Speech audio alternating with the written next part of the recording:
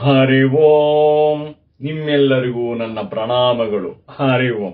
ಹಿಂದಿನ ಸಂಚಿಕೆಯಲ್ಲಿ ಪರಮಾತ್ಮನು ಹೇಗೆ ಬ್ರಹ್ಮಾಂಡವನ್ನು ಸೃಜಿಸಿದನು, ಯಾವ ಕಾರಣದಿಂದ ಸೃಜಿಸನು, ತನ್ನನ್ನು ತಾನೇ ಸಾಕ್ಷಾತ್ಕಾರವನ್ನು ಮಾಡಿಕೊಂಡು ಇಡೀ ಬ್ರಹ್ಮಾಂಡವನ್ನೇ ಸೃಷ್ಟಿಸುತ್ತಾನೆ, ಹಾಗೂ ಅವನಿಗೆ ಎಂಥ ಬಲಾಬಲಗಳು ಇವೆ ಏನು ಎಂಬುದನ್ನು ತಿಳಿದೆವು.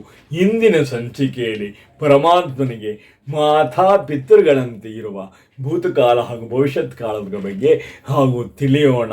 ಇಚ್ಛಾ ಮತ್ತು ಜ್ಞಾನ ಕ್ರಿಯೆ ಎಂಬುವ ಮಾತುಗಳಾಗಿರುತ್ತಾರೆ. ಹಾಗಾಗಿ ವೇದ ಮಂತ್ರಗಳ ಮೂಲಕ ಇದನ್ನು ತಿಳಿಯಲು ಹೇಳಲು ಹಾಗೂ ಇಷ್ಟಪಡುತ್ತೇನೆ. ಹರಿ ಓಂ. ತಿಸ್ರೋ ಮಾತೃಸ್ತ್ರೀನ್ ಪಿತ್ರೋನ್ ಬಿಭ್ರಧೇಕ ಊರ್ಧ್ವಸ್ಥೌ ತಸ್ಥೌ ನೇಮಾಗ್ರಾಪಯಂತ ಮಂತ್ರಾಯಂತೆ ದಿವೋ ಅಮುಷ್ಯ ಪೃಷ್ಠೆ ವಿಶ್ವವಿದೋ ವಾಚಮ ವಿಶ್ವವಿನ್ನಾಂ. ಹಾಗಂದರೆ ಏಕ ಅದ್ವಿತೀಯಮೇವ ದ್ವಿತೀಯನಾದ ಪರಮಾತ್ಮನೋ, ಅದ್ವಿತೀಯಮೇವ ದ್ವಿತೀಯನಾದ ಪರಮಾತ್ಮನೋ, ತಿಸ್ರ ಮಾತೃ ಮೂರು ಮಾತ್ರೆಯನ್ನು ಮಾತೆಯರನ್ನು, ಇಚ್ಛಾ ಜ್ಞಾನ ಕ್ರಿಯೆ ಎಂಬ ಮೂರು ಸೃಷ್ಟಿ ಸಂಕಲ್ಪ ಶಕ್ತಿಗಳನ್ನು, ಹಾಗೂ ತ್ರೀನ್ ಪಿತೃನ್ ಮೂರು ಪಿತೃಗಳನ್ನು, ಭೂತಕಾಲ ಭವಿಷ್ಯತ್ ಕಾಲ ಹಾಗೂ ವರ್ತಮಾನಗಳೆಂದಿರುವ ಮೂರು ಕಾಲ ನಿಯಾಮಕ ಸ್ವರೂಪಗಳನ್ನು ಧರಿಸಿಕೊಂಡು ಊರ್ಧ್ವಸ್ಥೌ ಎಲ್ಲದರ ಆಚೆಗೆ ಕಲಾತೀತನಾಗಿ ಗುಣಾತೀತನಾಗಿ ಅಖಂಡನಾಗಿ ವಿರಾಜಮಾನನಾಗಿದ್ದಾನೆ. ಇಂಹ ಅವಗ್ಲಾಪಯಂತ ಅವನ ಈ ಶಕ್ತಿಗಳೆಂದಿಗೂ ದುರ್ಬಲವಾಗಲಾರವು, ಕ್ಷೀಣವಾಗಲಾಗರುವು. ಅಮುಷ್ಯಾದಿವ ಈ ಪ್ರಕಾಶಮಾನನಾದ ಪರಮಾತ್ಮನ ಪೃಷ್ಟಿ ಸ್ವರೂಪ ವಿಷಯದಲ್ಲಿ ವಿಶ್ವವಿದ ಮಹಾವಿದ್ವಾಂಸರಾದ ಪರಮಜ್ಞಾನಿಗಳು ಅವಿಶ್ವಾವಿನ್ನಾವಾಚಂ ಅತ್ಯಂತ ಗೂಢವಾದ ವೇದವಾಣಿಗಳನ್ನು ಮಂತ್ರಾಯಂತೆ ಮಂಥನವನ್ನು ಮಾಡಿ ಮಂತ್ರಪೂರ್ವಕವಾಗಿ ಅರಿತುಕೊಂಡು ಅದನ್ನು ತಿಳಿ ಹೇಳಲಿ ಎಂಬುದಾಗಿ ಈ ಮಂತ್ರದ ಅರ್ಥ.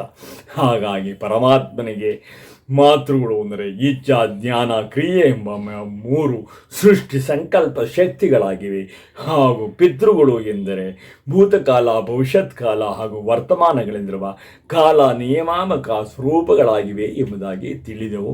ಹಾಗೆ ಮುಂದೆ ಏನನ್ನು ಹೇಳ್ತಾರೆ ಪರಮಾತ್ಮನು, ಪುರುಷಯೇ ವೇದಘಂ ಸರ್ವಂ ಯದ್ಭೂತೈ ಹೆಚ್ಚ ಭಾವ್ಯಂ ಉತಾಮೃತತ್ವಶೇಷಾನೋ ಯದನ್ನೇನಾತಿರೋಹತಿ.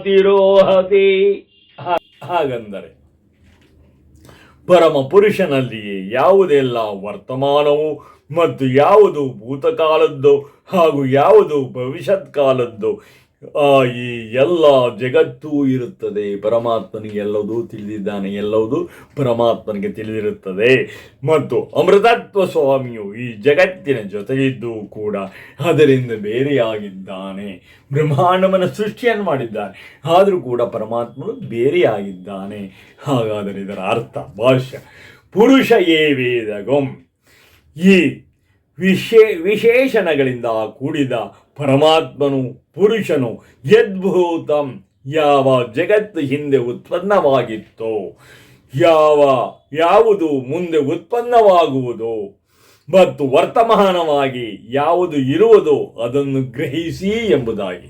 ಇದ್ದೇನು ಉತ್ಪನ್ನವಾಗಿತ್ತು ಎಲ್ಲದು ಪುರಾಣಗಳನ್ನು ಅವಯನ್ನು ಕೇಳ್ತೀವಿ, ಹಾಗೂ ವರ್ತಮಾನದಲ್ಲಿ ಇದನ್ನು ನೋಡ್ತಾ ಇದ್ದೀವಿ. ಮುಂದೇನು ಮಾಡ್ತಾನೆ ಅಂತ ನಮಗೆ ಗೊತ್ತಿರಲ್ಲ, ಆದರೆ ಅದೂ ಕೂಡ ಪರಮಾತ್ಮನಿಗೆ ತಿಳಿದಿರ್ತಕ್ಕಂಥದ್ದು.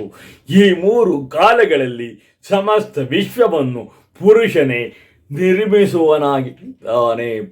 ಪರಮಾತ್ಮನೇ ನಿರ್ಮಿಸಿದ್ದಾನೆ ಹಾಗೂ ನಿರ್ಮಿಸುವನಾಗಿದ್ದಾನೆ. ಅಂದರೆ ಮೊದಲು ಹೇಳಿದ ಲಕ್ಷ್ಯಗಳಿಂದ ಯುಕ್ತನಾದ ಯಾವ ಪುರುಷ ಪರಮಾತ್ಮನಿದ್ದಾನೋ ಎಂದರೆ ಪರಮಾತ್ಮನಿದ್ದಾನೋ ಅವನೇ ಯಾವ ಜಗತ್ತು ಉತ್ಪನ್ನವಾಗಿತ್ತೋ, ಯಾವುದು ಆಗುವುದೋ ಮತ್ತು ಯಾವುದು ಈ ಸಮಯದಲ್ಲಿ ಇದೆಯೋ ಈ ಮೂರು ಪ್ರಕಾರದ ಜಗತ್ತನ್ನು ಅವನೇ ರಚಿಸುತ್ತಾನೆ. ಬೇರೆ ಯಾರೂ ಅಲ್ಲ, ಬೇರೆ ಯಾರಿಗೂ, ಯಾವ ದೇವತೆಗಳಿಗೂ ಕೂಡ ಬೇರೆ ಯಾರಿಗೂ ಕೂಡ ಅಂಥ ಶಕ್ತಿ ಇಲ್ಲ. ಏಕೆಂದರೆ ಪರಮಾತ್ಮನಿಗಿಂತ ಬೇರೆಯಾದ ಯಾವನು ಜಗತ್ ರಚನೆ ಮಾಡುವವನು ಇಲ್ಲವೇ ಇಲ್ಲ. ಎಂದು ನಿಶ್ಚಯವಾಗಿ ತಿಳಿಬೇಕು. ಮಹಾವಿಷ್ಣುವನು ಬ್ರಹ್ಮಾಂಡದ ಸೃಷ್ಟಿಕರ್ತನೇ ಒಂದು ವಿನಃ ಮತ್ತು ಬೇರೆ ಯಾರಿಗೂ ಕೂಡ ಆ ಶಕ್ತಿಯು ಇಲ್ಲವೇ ಇಲ್ಲ ಎಂದು ತಿಳಿಯಬೇಕು.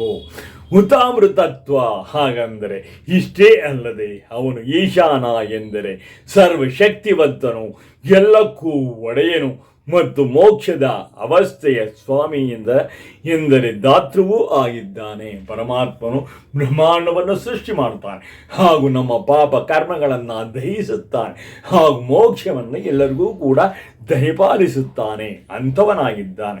ಮೋಕ್ಷವನ್ನು ಇದನ್ನು ಕೊಡುವ ವಿಷಯದಲ್ಲಿ ಬೇರಾವನಿಗೂ ಸಮರ್ಥವೇ ಇಲ್ಲ. ಯಾರಿಗೂ ಕೂಡ ಅಂತ ಮೋಕ್ಷವನ್ನು ಕೊಡ್ತಕ್ಕಂಥ ಶಕ್ತಿಯು ಯಾರಿಗೂ ಕೂಡ ಇಲ್ಲವೇ ಇಲ್ಲ. ಅಂದರೆ ಯಾವುದು ಮೋಕ್ಷವು ಅದನ್ನು ಕೊಡುವವನು ಅವನೊಬ್ಬನೇ ಆಗಿದ್ದಾನೆ, ಬೇರಾವರೂ ಅಲ್ಲ. ಬೇರೆ ಯಾರೂ ಕೂಡ ಮೋಕ್ಷಧಾಮವನ್ನು ಕೊಡ್ತಕ್ಕಂಥವರು ಯಾರೂ ಕೂಡ ಆಗಿರೋಲ್ಲ. ಪರಮಾತ್ಮನು ಬ್ರಹ್ಮಾಂಡದ ಸೃಷ್ಟಿಯನ್ನು ಕೂಡ ಅವನೇ ಮಾಡುವನಾಗಿದ್ದಾನೆ ಹಾಗೂ ಮೋಕ್ಷವನ್ನು ಅವನೇ ಕೊಡುವನಾಗಿದ್ದಾನೆ ಹಾಗೂ ಎಲ್ಲವುದೂ ಕೂಡ ಅವನೇ ಎಲ್ಲವೂ ಪಾಪ ಪುಣ್ಯಗಳನ್ನು ದಯಪಾಲಿಸುವನು ಅವನೇ ಆಗಿದ್ದಾನೆ ಎಂಬುದಾಗಿ ತಿಳಿದೆವು. ಹಾಗೂ ಮುಂದಿನ ಮಂತ್ರ ಏನನ್ನು ಹೇಳ್ತದೆ, ಅಮಿದಂ ನಿಗತಂ ಸಹ ಸ ಏಷ ಏಕರುದೇಕ ಏವ. ಹಾಗಂದರೆ ತಮ್ ಇದಂ ಸಹ ನಿಗತಂ, ಅವನನ್ನೇ ಸಮಸ್ತ ಶಕ್ತಿಯು ಆಶ್ರಯಿಸಿಕೊಂಡಿದೆ. ಯಾವ ಶಕ್ತಿಗಳಿದ್ದಾವೋ ಎಲ್ಲವೂ ಕೂಡ ಆ ಮಹಾವಿಷ್ಣುವನ್ನೇ ಆಶ್ರಯಿಸಿಕೊಂಡಿದೆ. ಸ ಏಷ ಏಕ, ಅವನೊಬ್ಬನೇ ಅದ್ವಿತೀಯನು. ಏಕಋತ್ ಏಕ ಏವ, ಅವನೊಬ್ಬನೇ ಏಕ ಮಾತ್ರ ವ್ಯಾಪಕನು ಅದ್ವಿತೀಯನೂ ಆಗಿದ್ದಾನೆ. ಪರಮಾತ್ಮನೊಬ್ಬನೇ ಅದ್ವಿತೀಯನು, ಆ ಮಹಾಪುರುಷನೊಬ್ಬನೇ ಆ ಪರಮಾತ್ಮನು ಸಮಸ್ತ ಶಕ್ತಿಯ ಆಶ್ರಯನು. ಯಾವ ಪ್ರಾಕೃತಿಕ ಶಕ್ತಿಗಳಿದೆಯೋ ಅವೆಲ್ಲವೂ ಕೂಡ ಯಾವ ದಿವ್ಯ ದೇವತೆಗಳಿದ್ದಾರೋ ಪ್ರಾಕೃತಿಕವಾಗಿ ಆ ದೇವತೆಗಳಿಗೆಲ್ಲ ಅವನೊಬ್ಬನೇ ಆಶ್ರಯನು, ಅದ್ವಿತೀಯನು, ಏಕಮಾತ್ರ ವ್ಯಾಪಕನೂ ಆಗಿದ್ದಾನೆ. ಅವನೆಲ್ಲರೂ ಕೂಡ ಆಶ್ರಯವನ್ನು ಕೊಡ್ತಾನೆ ಹಾಗೂ ವ್ಯಾಪಕ ಬ್ರಹ್ಮಾಂಡವನ್ನೇ ವ್ಯಾಪಿಸಿದ್ದಾನೆ ಎಂಬುದಾಗಿ ಅರ್ಥ. ತದನಂತರ ಏತೇ ಅಸ್ಮಿನ್ ದೇವ ಏಕಋತೋ ಭವಂತಿ.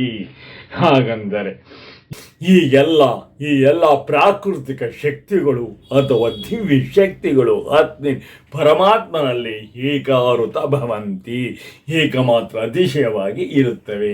ಎಲ್ಲ ದೇವತೆಗಳೂ ಕೂಡ ಆ ಪರಮಾತ್ಮನನ್ನು ಆಶ್ರಯಿಸುತ್ತವೆ ಒಂದು ವಿನಃ ಮತ್ತು ಬೇರಾರನ್ನೂ ಅಲ್ಲ ಎಂಬುದಾಗಿ ಈ ಮಂತ್ರದ ಅರ್ಥ. ಅವನೊಬ್ಬನೇ ಏಕಮಾತ್ರ ಅದ್ವಿತೀಯನಾಗಿದ್ದಾನೆ, ಪರಮಾತ್ಮನೊಬ್ಬನೇ. ಅಂಥ ಮಹಾವಿಷ್ಣುವಲ್ಲಿ ನಾವೆಲ್ಲರೂ ಕೂಡ ಶರಣು ಹೋಗೋಣ. ತದನಂತರ ಅವನು ಏಕಮಾತ್ರವನಾಗಿದ್ದಾನೆ ಎಂಬುದನ್ನು ಮಂತ್ರಗಳ ಮೂಲಕ ತಿಳಿಯೋಣ. ದ್ವಿತೀಯೋ ನ ತೃತೀಯೋ ಚತುರ್ಥೋ ನಾಪ್ಯುಚ್ಯತೆ ಯಾಯೇತಂ ದೇವಮೇಕ ವೃತಂ ವೇದ ನ ಪಂಚಮೋ ನ ಷಷ್ಠ ಸಪ್ತಮೋ ನಾಪ್ಯುಚ್ಯತೆ ಯಾಯೇತಂ ದೇವಮೇಕ ಋತಂ ವೇದ ನ ಅಷ್ಟಮೋ ನ ನವಮೋ ದಶಮೋ ನಾಪ್ಯುಚ್ಯತೆ ಯಾಯೇತಂ ದೇವಮೇಕ ಋತಂ ವೇದ. ಪರಮಾತ್ಮನು ಹಾಗಂದರೆ ನಾದ್ವಿತೀಯ, ಪರಮಾತ್ಮನು ಅದ್ವಿತೀಯನು. ದ್ವಿತೀಯ ಪರಮಾತ್ಮನು ಅದ್ವಿತೀಯನು. ನ ತೃತೀಯ ಚತುರ್ಥೋ ಅಪಿ ನ ಪುಚ್ಯತೆ, ಪರಮಾತ್ಮನು ಹೊರತಾಗಿ ಮೂರನೆಯವನೂ ಇಲ್ಲ, ನಾಲ್ಕನೆಯವನೂ ಇಲ್ಲ ಎಂದು ಹೇಳಲಾಗುತ್ತದೆ. ನ ಪಂಚಮ ನ ಷಷ್ಠ ನ ಸಪ್ತಮ, ಐದನೆಯವನೂ ಇಲ್ಲ, ಆರನೆಯವನೂ ಇಲ್ಲ, ಏಳನೆಯವನೂ ಇಲ್ಲ. ದ ಅಷ್ಟಮ ನ ನವಮ ದಶಮ ಅಪಿ ನ ಉಚ್ಯತೆ, ಎಂಟನೆಯವನು ಇಲ್ಲ, ಒಂಬತ್ತನೆಯವನು ಇಲ್ಲ ಹಾಗೂ ಹತ್ತನೆಯವನು ಇಲ್ಲ ಎಂದು ಹೇಳಲಾಗುತ್ತದೆ. ಯಾ ಏತಂ ದೇವ ಏಕಂ ಋತಂ ವೇದ, ಯಾವನು ಈ ರೀತಿ ಅರಿಯುತ್ತಾನೋ ಅವನು ಏಕೈಕನು, ಪರಮ ಪೂಜ್ಯನೂ ಆದ ಅದ್ವಿತೀಯನಾದ ಪರಮಾತ್ಮನನ್ನು ಹೊಂದುತ್ತಾನೆ ಎಂಬುದಾಗಿ. ಪರಮಾತ್ಮನೊಬ್ಬನೇ. ನಾವು 108 ದೇವರು ಮಾಡ್ತೀವಿ, ಹಾಗಾಗಲ್ಲ. ಸೃಷ್ಟಿಕರ್ತನಾದ ಯಾವ ಪರಮಾತ್ಮನೊಬ್ಬನಿದ್ದಾನೋ ಅವನೊಬ್ಬನೇ ಸೃಷ್ಟಿಕರ್ತನು, ಮತ್ತಾರೂ ಅಲ್ಲ. ಹಾಗಾಗಿ ನಾವು ಏನೇನೋ ದೇವರುಗಳನ್ನ ಹೀಗೆ ಮಾಡಿಕೊಂಡು ಮನಸ್ಸಿಗೆ ಬಂದ ಹಾಗೆಲ್ಲ ಕಲ್ಪನೆಯನ್ನು ಮಾಡಿಕೊಂಡು ಆ ದೇವರು ಈ ದೇವರು ಅಂತ ನಾವು ಸಮಯವನ್ನು ವ್ಯರ್ಥ ಮಾಡ್ತೀವಿ. ಎಲ್ಲರೂ ಕೂಡ ಹಾಗೆ ಮಾಡದಲೆ ಕುಳಿತಲ್ಲೇ ಕೂತು ಸೂರ್ಯ ಭಗವಂತನನ್ನು ದರ್ಶನವನ್ನು ಮಾಡ್ತಾ ಕುತಯಿತ ತದ್ವಿಷ್ಣು ಪರಮಂ ಪದಗಂ ಸದಾ ಪಶ್ಯಂತಿ ಸೂರ್ಯ ದಿವಿವಾ ಚಕ್ಷುರಾತತ್ ತದ್ವಿಪ್ರಾಸ್ ವಿಪನ್ಯವೋ ಜಾಗೃವಾಗುಂ ಸಚ್ಚ ವಿಷ್ಣುವರಿಗೆ ಪರಮ ಪೂಜ್ಯನಾದ ಮಹಾವಿಷ್ಣುವನ್ನು ಸೂರ್ಯಮಂಡಲದಲ್ಲಿ ಕಾಣುತ್ತಾ ಹಾಗೂ ಅವನ ಉತ್ಕೃಷ್ಟವಾದ ಪದವಿಯನ್ನು ಎಲ್ಲರೂ ಕೂಡ ನೋಡುತ್ತಾ ಅವನಲ್ಲಿ ಎಲ್ಲರೂ ಕೂಡ ಶರಣು ಹೋಗೋಣ ಎಂಬುದಾಗಿ ಹೇಳ್ತಾ ಇಂದಿನ ಸಂಚಿಕೆಯನ್ನು ಮುಗಿಸ್ತೇನೆ. ಹಾಗೂ ಎಲ್ಲರೂ ಕೂಡ ಫಾರ್ವರ್ಡ್ ಮಾಡಿ, ಸಬ್ಸ್ಕ್ರೈಬ್ ಮಾಡಿ, ಒಂದ್ಸರಿ ಎಲ್ಲ ಹೆಸರಿ ನೋಡಿ, ಪರಮಾತ್ಮನನ್ನು ತಿಳಿಯಿರಿ. ನಾನು ಬೇರೆ ಇನ್ನೇನು ಹೇಳಲಿಕ್ಕಾಗಲ್ಲ. ಪರಮಾತ್ಮನನ್ನು ತಿಳಿಯಿರಿ, ಉಪಾಸನೆ ಮಾಡಿ. ಎಲ್ಲರೂ ಕೂಡ ಎಲ್ಲ ನಿಮ್ಮ ಸಂಕಷ್ಟಗಳಿಗೆಲ್ಲೂ ಕೂಡ ಪರಮಾತ್ಮನ ಉಪಾಸನೆಯಿಂದಲೇ ಒಂದು ಮುಕ್ತಿಯೇ ವಿನಃ ಕಂಡ ದೇವರುಗಳನ್ನು ಏನೇನೋ ಮಾಡೋದ್ರಿಂದ ಅದರಿಂದ ನೀವು ಮುಕ್ತಿಯಾಗಲಾರಲಿ. ಮಹಾವಿಷ್ಣುವನ್ನೇ ನೀವು ಆರಾಧಿಸಬೇಕು ಹಾಗೂ ಪೂಜಿಸಬೇಕು. ಹಾಗಾದರೆ ನೀವು ಎಲ್ಲ ಸಂಕಷ್ಟಗಳಿಂದ ನೀವು ಮುಕ್ತಿ ಹೊಂದುತ್ತೀರಿ ಎಂಬುದಾಗಿ ತಿಳಿಯಪಡಿಸುತ್ತಾ ಇಂದು ಸಂಚಿಕೆಯನ್ನು ಮುಗಿಸುತ್ತೆ. ನಿಮ್ಮೆಲ್ಲರಿಗೂ ನನ್ನ ನಮನಗಳು. ಹರಿ ಓಂ.